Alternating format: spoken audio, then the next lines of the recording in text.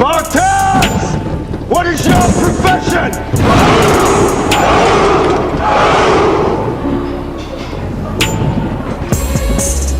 See, old friend, I brought more soldiers than you did.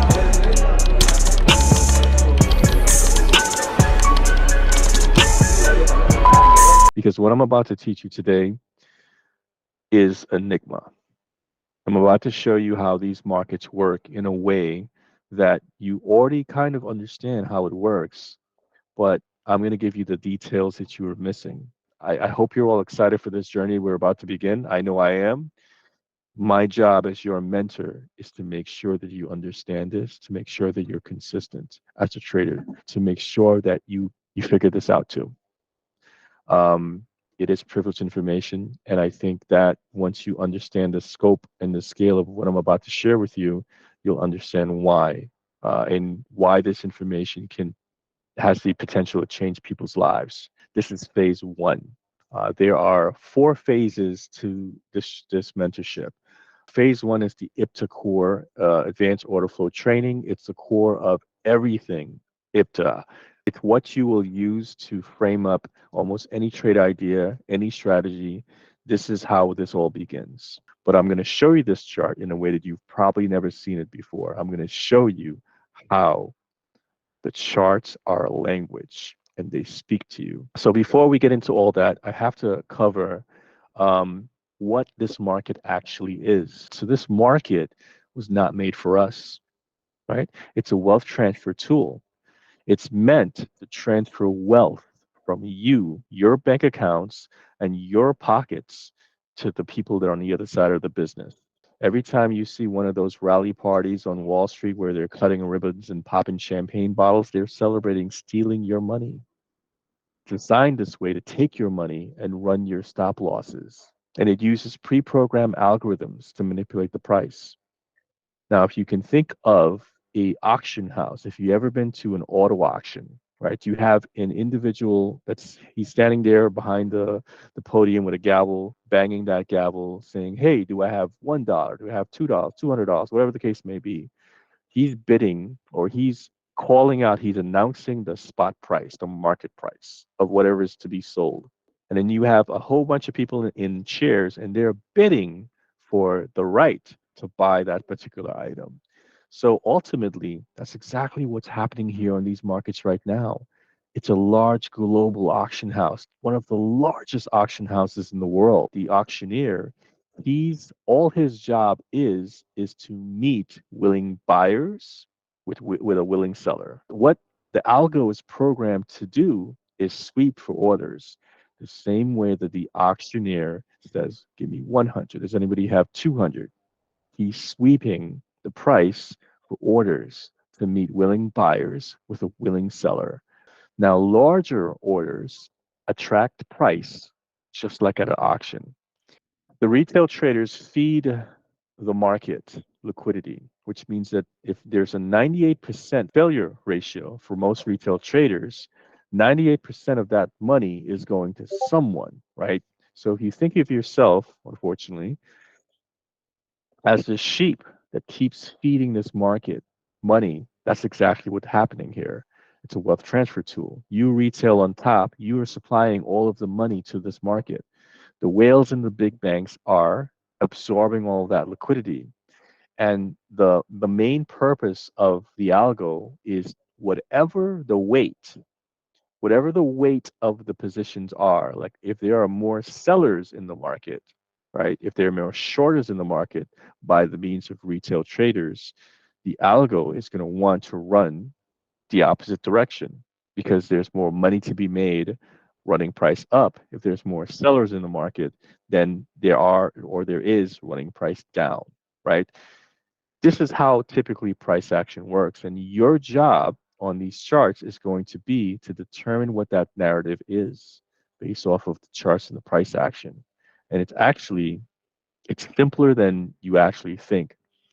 We get confused because they try to trick us. They try to make big movements in certain directions. But if you understand structure, structure is going to solve all of these problems. And if you understand which liquidity was taking last, if there was a buy side pool taking last, a sell side pool is the next obvious target. But how they get there is not in a straight line. They do zigzags, right? Market moves in stages of cycles where it is expanding to take out external range liquidity and retracing to take out internal range liquidity, depending on the time frame that you're looking at. I'm going to teach you which time frames to look for. So the market makers are the other portion of this puzzle. The market makers help to fill the gaps. If you can think about an apple, if you were an apple salesman, you were selling apples or oranges, whatever it is you were selling, in order for you to make money on it, it needs to be a liquid market. A liquid market means that if you're buying that apple for $1, you should be able to sell that dollar for maybe a few cents more for your markup, maybe a dollar 10 cents, maybe a dollar 25 cents, whatever the case may be. But if the market is not liquid and the spread is wide, which means that you can only sell that apple for $2, or you can only get rid of it for $0 because you bought it, right? It wouldn't be a very liquid market. It wouldn't be a very healthy market.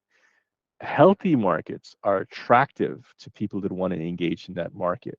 If you're able to buy an apple for $1, you should be able to sell it for a dollar 1 cent, a dollar 2 cents, and all the way up to the next biggest dollar.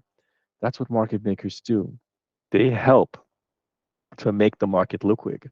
They fill in the gaps where there's the absence of liquidity, where there's an absence of a thin spread, right? When there's a big spread, they help to fill in all those individual pennies between the highs and the lows.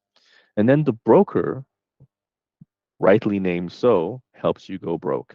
That's your adapter. It adapts your bank account to the market. You keep floating it up with money, they keep taking the money out. That's what the broker does. It helps to make you go broke. But they allow us to engage with the market makers.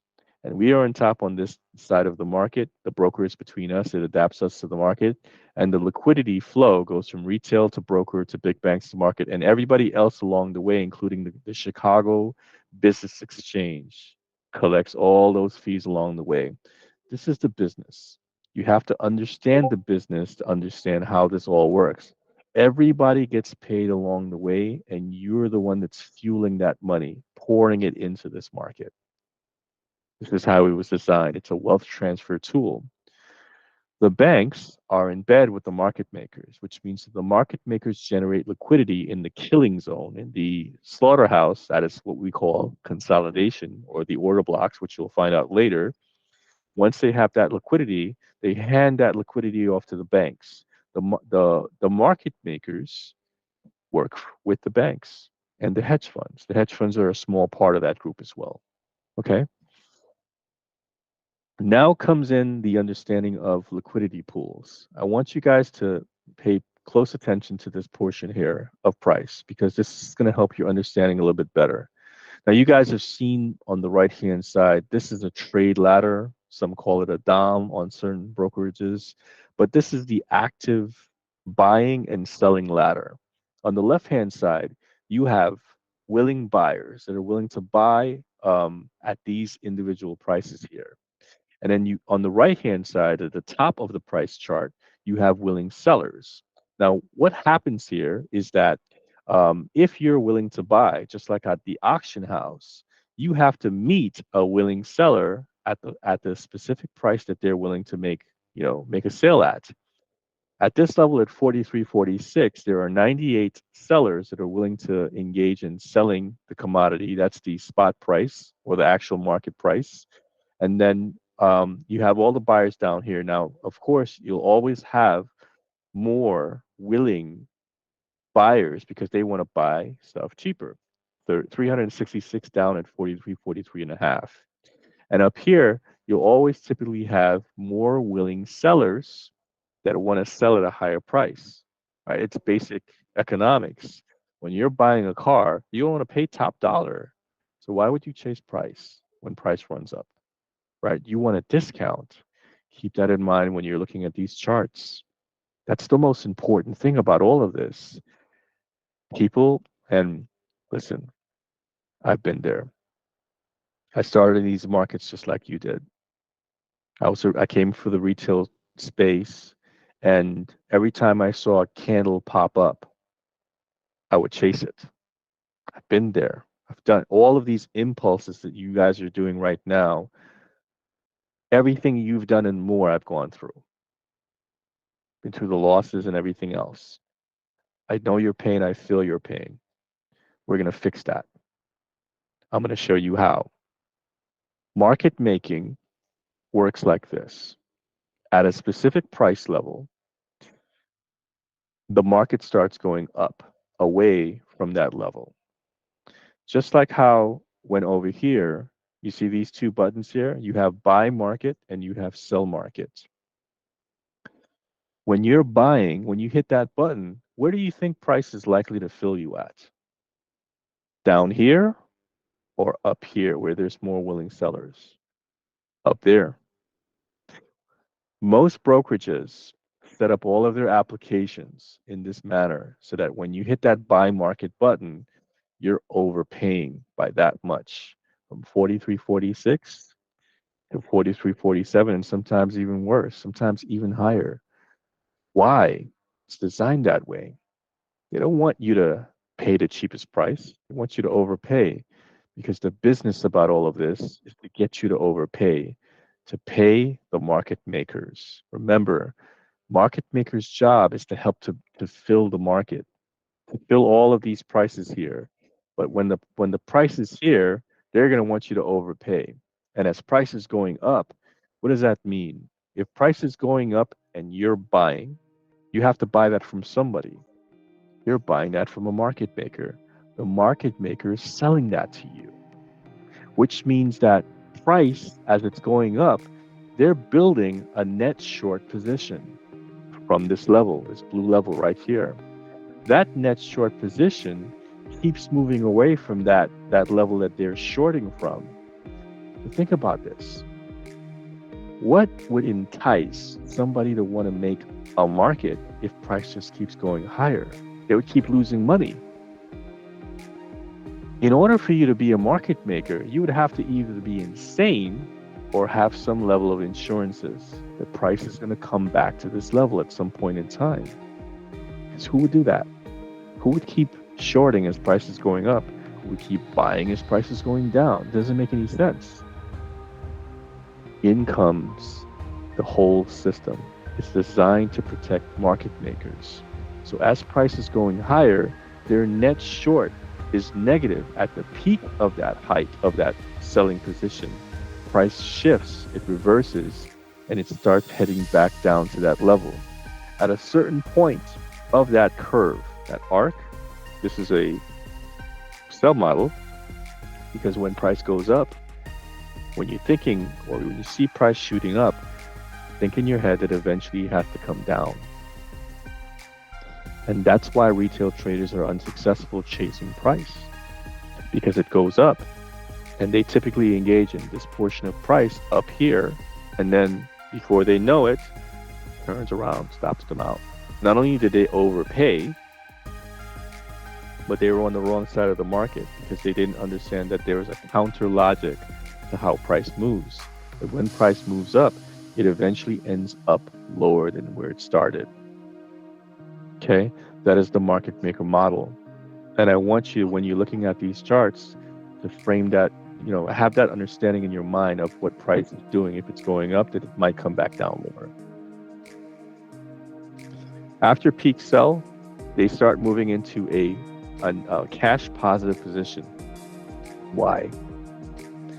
All of those overpayments for the market price from where they started making a market from at that level start adding up.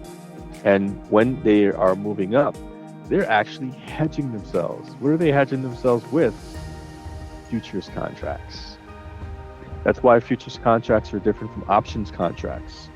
Options contracts have Greeks and theta that are meant to cause you to overpay when price is moving. But futures contracts, they don't apply that to that because it's a hedging device. It's just based off of a spot price. So it's a little bit more fair. It has to be fair if they're going to use it to help make a market for themselves. They're largely not losing a lot of money here. But once they hit that peak, they clip their hedge price starts coming down, and they're in just cash positive, just territory, to the point where they get back to the level that they started making a market from, and now they're flat. $1.5 million right there, easy. Most of that money came from overpayments. It's how this business works. You have to understand the business to understand the narrative of what you're seeing on the chart. In comes the market maker models. This right here is the assurance. This model here is where price started from. This is the consolidated zone in which they built their positions.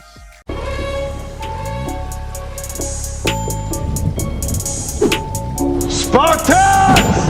What is your profession?